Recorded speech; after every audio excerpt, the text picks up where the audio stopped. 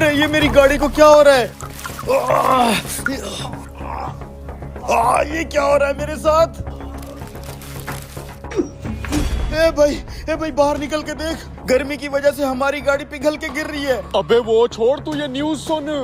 Breaking news शामिल करते हैं। जो गर्मी की शिद्दत आज रिकॉर्ड की गई है उसकी मिसाल इतिहास में कहीं नहीं मिलती।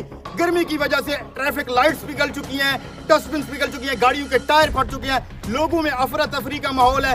इमरजेंसी नाफिज कर दी गई है। आवाम से इल्तमास है कि बिला जरूरत अपने घरों से बाहर बिल्कुल ना निकलें। अरे यार ये सब क्या हो रहा है? अब हम सब बाहर कैसे निकलेंगे? मुझे एक जरूरी काम भी है, मेरा जाना बहुत जरूरी है। अबे तू पागल हो गया?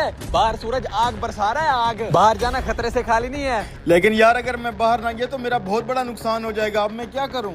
अच्छा 1 मिनट रुक, ये छाता लेके जा, इससे कुछ ना कुछ बचत हो जाएगी। और धूप से जरा बच के रहना।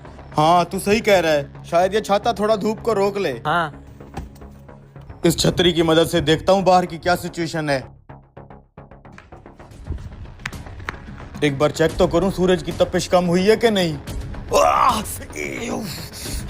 ये सूरज तो चेहरा जला रहा है यार। जल्दी से आगे निकल जाता हूँ, ये ना छाते में ही आग लग जाए। ऐसा लग रहा है जैसे किसी जहन्नुम में आ गया हूँ। ये क्या? ये बाहर क्या हो रहा है चाचा मजीद? जो सोलर प्लेट सूरज की हीट पे चलती है, जिसको जरूरत ही धूप की होती है, वो ये इस धूप की वजह से पिघल के जमीन पे कैसे गिर रही है? बेटा ये सब अल्लाह का कहर है। मैंने आज तक अपनी जिंदगी में पहले कभी इतनी गर्मी नहीं देखी। सूरज की तपिश से हर चीज जमीन पे पिघल के गिर रही है। अल्लाह खैर करेगा चाचा, लेकिन जरूर इस मसले का कोई हल तो होगा। आज अगर इस मसले का हल ना ढूंढा तो इस गर्मी से सब खत्म हो जाएगा।